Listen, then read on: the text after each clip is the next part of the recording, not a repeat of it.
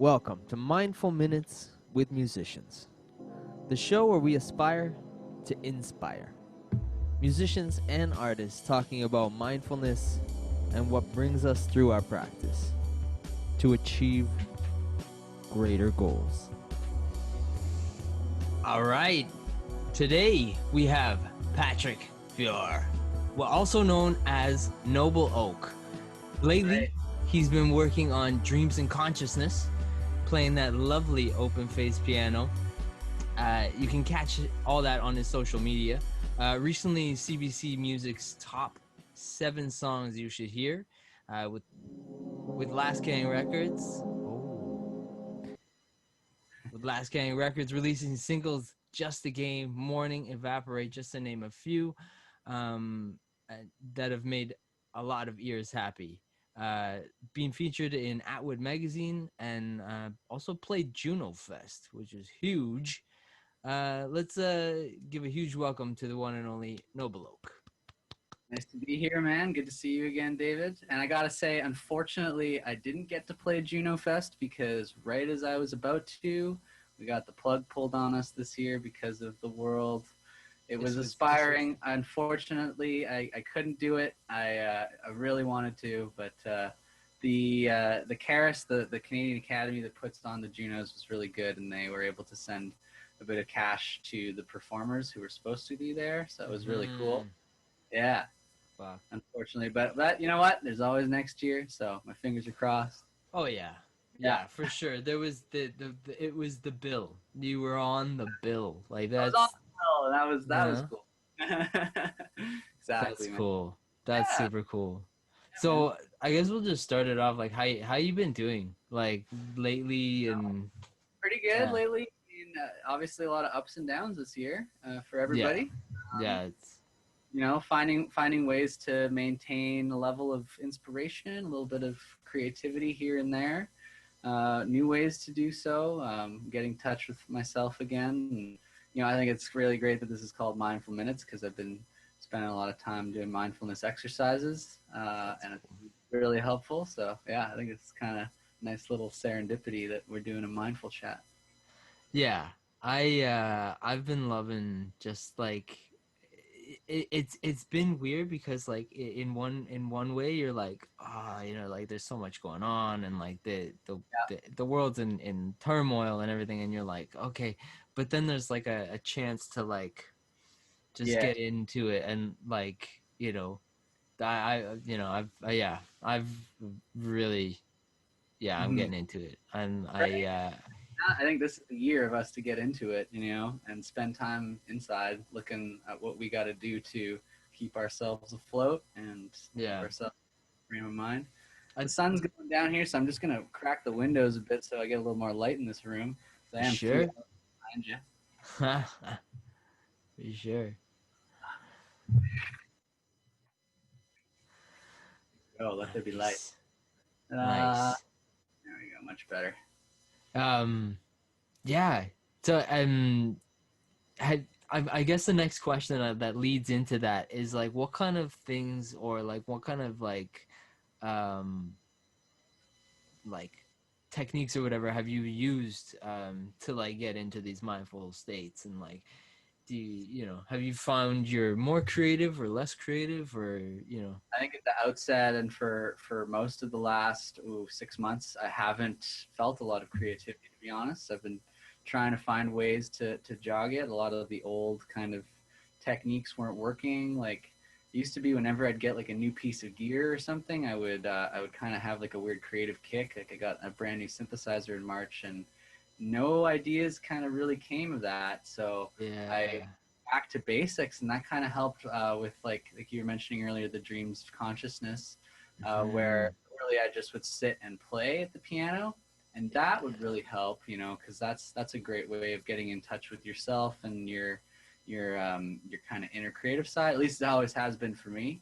Like, you know, just sitting down and letting kind of your thoughts come out of your fingers is a great way that's helped. Picking up the bike again, getting outside, doing a lot of outdoor, doing, you know, exercise for sure, which I, you know, admittedly haven't done as much as I should. But yeah, and like anything and everything really that is within my power. I've Yeah. tried, meditation as well. And That's one thing I've been getting into is like I was doing like yoga because I love like eh, it's more the yin yoga, which is like really like basically like long breathing, long stretches, and like you know what I mean for like 5 minutes or something, like you know what I mean. So it's like you're only doing like a handful of stretches, but like I felt like the thing that I really enjoyed was the taking time to breathe and just like clear, not yeah, clear your thoughts, but be in your thoughts, like that, and just like yeah, exactly. take those Being times. with yourself, and it's been hard because I haven't always been comfortable with me, and this quarantine time was definitely a bit of a kickstart for that, and Oh, getting for it sure. back to me again, which is something I think a lot of us prayed for or wished for. We always wanted more time for us, and then a lot of us got it in spades, and we're like, oh, what now, right? What? So Yeah, much yeah. wish. No, it's so true because like I know I had a moment at the beginning, like in March, Mm-hmm. when I was like, you know what I mean? Like Yeah, the whole the whole industry is yeah, was like basically like, all right, we're that's right. hanging up the We got we're the hanging same, so we ha- know.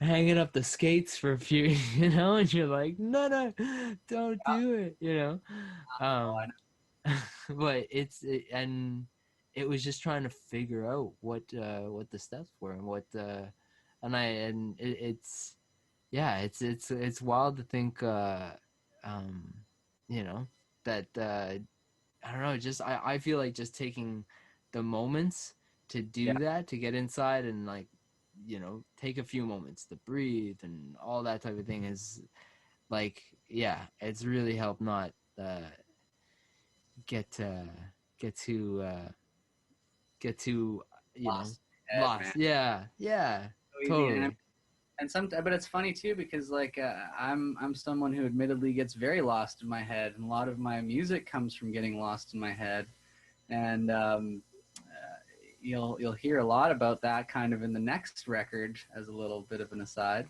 Nice. But yeah, it's but it's funny because it's definitely like you can kind of get lost in the melancholy. I've had this big Joni Mitchell kick, and you can get totally lost in this like melancholy atmosphere that exists inside of her music, and like doing a lot of highway drives and stuff, and it's like that sort of melancholy is really useful because it gets you thinking about a lot of deep concepts and a lot of other perspectives. But I think also you need to be careful because getting too lost is potentially, I don't want to say dangerous, but it's you must proceed with caution.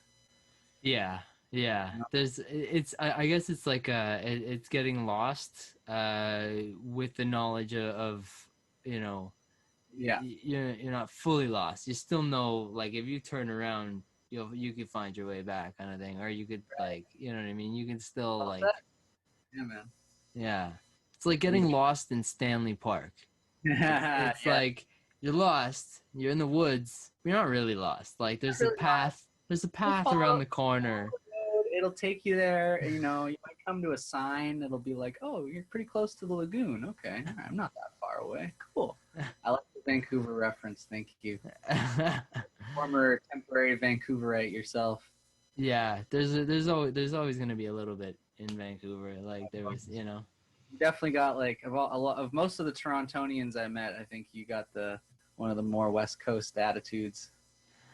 Yeah, I think I appreciated the that was one of the things that was when I moved to Vancouver was the because Toronto is like such a fast paced Super fast.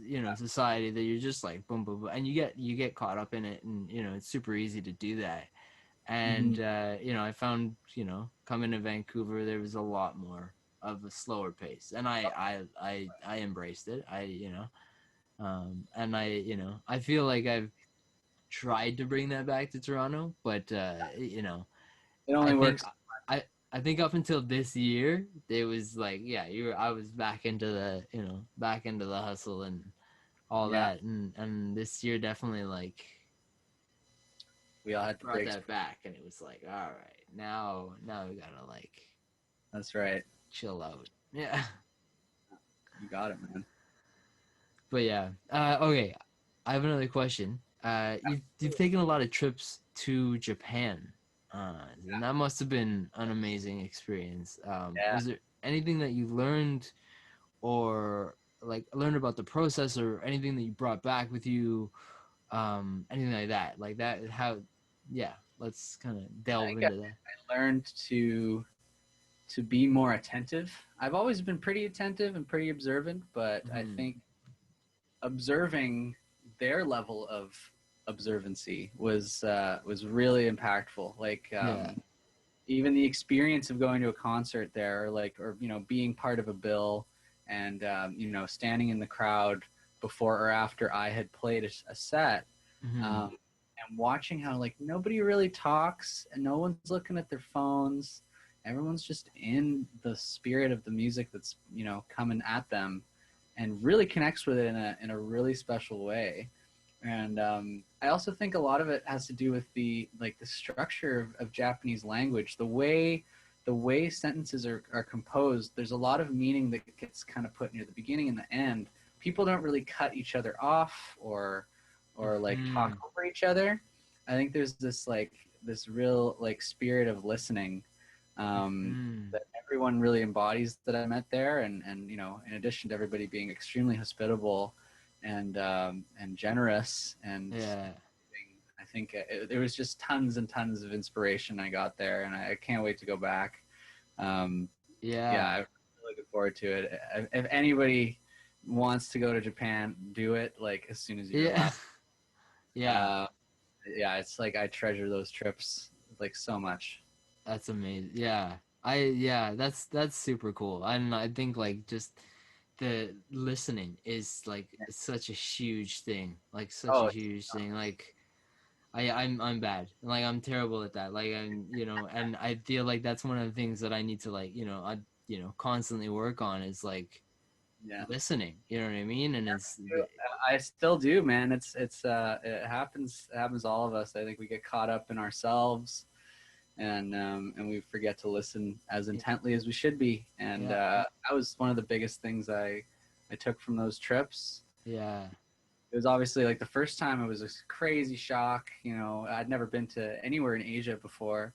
Mhm. Second time, I knew what I was getting myself into a little bit. Plus, I was going on the road with another band that was from New York City, so I had some people to kind of talk with. The first time I was Yeah. totally, so it was like totally thrown in at the deep end. I didn't really have Wow. anybody to kind of chat with or bounce my thoughts off of. So that was like whoa, but it still was amazing, and I still made a lot of really really amazing.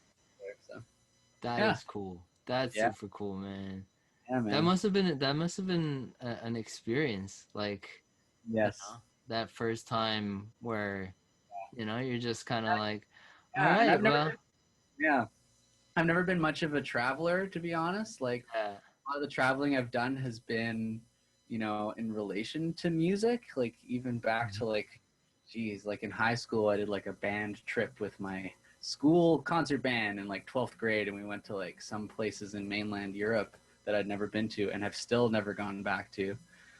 So it was crazy going to Japan alone, and but now I think after that I felt ready to go other places alone. So it was like kind of like the kickstart I needed, and yeah, mm-hmm. crash course in getting used to yourself and trusting yourself. It was the kick out the nest type of thing. Oh yeah, Um, I mean, I kicked myself out of the home nest when I was 17, but still stayed within Canada, or like did a bit of traveling to the States.